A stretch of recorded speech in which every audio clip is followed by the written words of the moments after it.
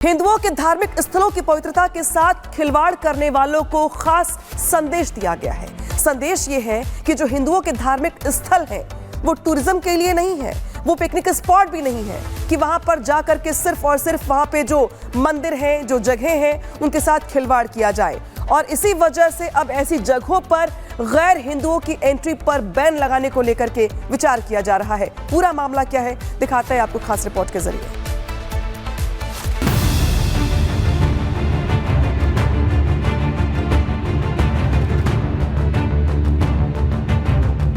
हरिद्वार में अगले साल जनवरी में कुंभ मेला लगना है, लेकिन कुंभ से पहले ही हिंदू तीर्थ स्थलों की पवित्रता से खिलवाड़ करने वालों को सख्त संदेश दे दिया गया है। संदेश ये है कि हिंदुओं के धार्मिक स्थल कोई पिकनिक स्पॉट नहीं है, ये केंद्र है सनातन की आस्था का।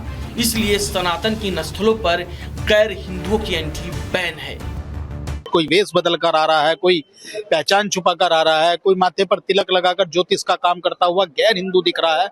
बहुत सारी ऐसी चीजें क्रियाकलाप हो रही थी जिसके कारण हमारे आने वाले श्रद्धालुओं की यात्रा में खलल पड़ रहा था। उसकी चिंता करते हुए हमने सरकार से मांग की और ये जो बोर्ड हमारे जीर्ण शीर्ण हो गए थे, सारी चीजें हमने उनका नवीनीकरण किया है। हिंदुओं के धार्मिक स्थलों पर गैर हिंदुओं की एंट्री पर बैन की शुरुआत गंगोत्री धाम से हुई है। गंगोत्री मंदिर समिति ने ऐलान किया है, गंगोत्री धाम के साथ ही शीतकालीन प्रवास स्थल मुखबा में भी गैर हिंदुओं को नहीं घुसने दिया जाएगा।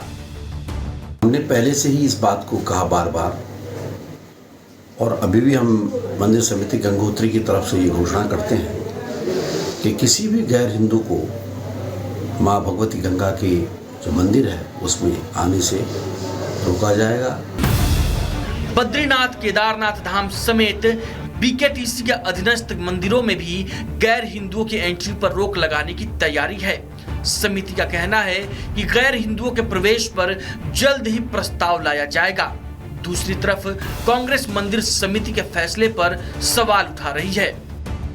चाहे वो हमारा केदारनाथ धाम हो, चाहे वो अमरनाथ जी की गुफा हो। अमरनाथ जी की गुफा की खोज किसने की थी, वो कौन से धर्म का था?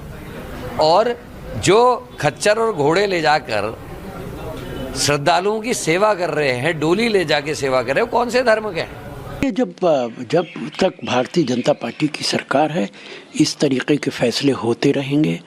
बीजेपी और आरएसएस अपनी आइडियोलॉजी को इम्प्लीमेंट करना चाहती है। कुंभ मेले में अभी साल भर का समय बचा है, लेकिन मंदिर समितियों के फैसले पर संग्राम छिड़ गया है। फरवरी 2027 में उत्तराखंड के विधानसभा चुनाव भी होने हैं। Bureau report, Republic Bharat.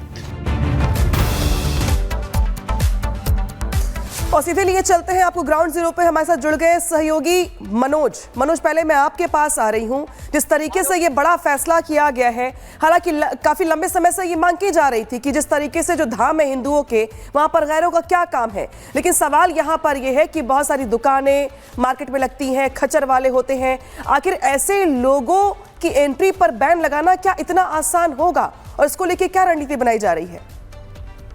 बिल्कुल, देखिए सबसे पहले वो तस्वीरें मैं आपको दिखा देता हूँ। जो हरकी पौड़ी पे जो बड़ा सा ये होर्डिंग बोर्ड यहाँ पे लगाया गया था, ये एक नहीं कहीं ऐसे बोर्ड लगाए गए जिसमें साफ तौर से देखा जा सकता आ हिंदू प्रवेश निषेध, यानी कि जो आ हिंदू होंगे वो यहाँ पे बिल्कुल नहीं आ पाएंगे। लेकिन ऐसे में जो अलग अलग प्रदेशों से, अलग अलग जनपदों से जो श्रद्धालु आते हैं वो हमारे साथ में मौजूद है। सबसे पहले आप लोगों से बात कर लेते हैं। बोर्ड आपने भी देखा होगा, आपने गंगा स्नान भी किया होगा, क्या कहेंगे इसको लेकर? क्या फैसले को नहीं, ये गलत है। इसमें ये लिखा हुआ आ हिंदू कि बल्कि हिंदू के बगैर कोई और एंट्री नहीं कर सकता। ये बिल्कुल गलत है। बल्कि ये क्योंकि हर धर्म का सम्मान करना चाहिए। ये नहीं है कि हिंदू, सिख, मुस्लिम और ईसाई सब एक हैं। भगवान ने एक ही बनाया है इनको। लेकिन सर, अनुच्छेद 25 में इस बात का जिक्र किया गया है कि जो हिंदू है, जो सिख है, जो बौद्ध धर्म के लोग हैं, वो हिंदू की श्रेणी में नहीं आएंगे, उनको वो हिंदू की श्रेणी में आएंगे। नहीं, ये बोर्ड तो ये बता नहीं रहा। ये बोर्ड तो ये बता रहा है कि आ हिंदू का मतलब है हिंदू के बगैर कोई एंट्री कर नहीं सकता। ये गलत है। लेकिन आप ये स्नान की, आप किसने रोका, किसने कोई पूछताछ हुई आपसे? नहीं पूछा नहीं है किसी ने। ये आप दिखा है, अब लिखा हुआ जो गलत है, ये गलत है। क्या आप क्या नहीं, लिखा हुआ जो गलत है वो कोई भी आ सकता है इसमें। ये धार्मिक संस्था है, इसमें कोई भी आ सकता है। बिल्कुल, देखिए लगातार अलग अलग जनपदों से लोग आते हैं, उनसे हम बात करते हैं। आपने भी ये बोर्ड देखे, सामने लगे आ हिंदुओं का, देखे आपने बोर्ड? क्या कहेंगे इस बोर्ड को लेकर? यहाँ पे आप जो आ हिंदुओं के प्रदेश से उस पर रोक लगा दी गई, इस पर क्या कहेंगे? इसके बारे में मालूम नहीं कि फैसला जो लिया गया सही है कि गलत है? सही है। बिल्कुल, देखिए हम और लोगों से बातचीत करेंगे, लोगों से इस बात को जरूर जानेंगे कि यहाँ पे जो ये बोर्ड लगाया गया है यहाँ पे, क्योंकि ये धर्म की राजधानी भी इसको कहा जाता है। अलग अलग देश के जो अलग अलग कोने, वहां से तमाम श्रद्धालु यहाँ पे आते हैं, लोगों से बिल्कुल बातचीत करेंगे। मैडम, आप यहाँ पे आपने ये बोर्ड लगा हुआ देखा, आ हिंदुओं का प्रवेश यहाँ पे निषेध कर दिया गया, तो ये जो फैसले इसको लेके आप क्या? मैं इससे अभी कुछ मत पूछा एक्चुअली। बिल्कुल, देखिए कहीं ना कहीं जो लोग हैं थोड़ा सा बचते हुए नजर आ रहे हैं, लेकिन लगातार हम लोगों से जानने का प्रयास करेंगे कि जिस तरीके का ये फैसला है। हेलो, आपसे कहाँ से आए? हम ओडिशा से हैं। आप उड़ीसा से, आपने बोर्ड देखे सामने लगा हुआ? हाँ। आई हिंदुओं का जो प्रवेश है यहाँ पे निषेध कर दिया गया है, यहाँ पे जो आई हिंदुओं के नहीं आ पाएंगे, इसको लेकर आप क्या कहेंगे? किस तरीके का फैसला है, कैसे देखते हैं आप? किसको लेके?